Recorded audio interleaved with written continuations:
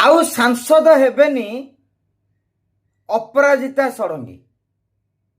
दिने से सांसद हेबाई बेसी आग्रह प्रकाश करुथिले काहेकि ना लक्ष्य थिला केंद्र रे मंत्री हेबे, राज्य राजनीति हो बा जातीय राजनीति रे प्रभाव विस्तार करिवे। किंतु से स्वप्न पूरण होइनी कि आगामी दिन रे पूरण हेबार संभावना नहीं। काहेकि ना ओडिशा बीजेपी रे तहु बड़ी नेता लोकसभा को जाइछन्ती। तेणु 2029 पाई एबेठारु अपराजिता अंक कसुछन्ती।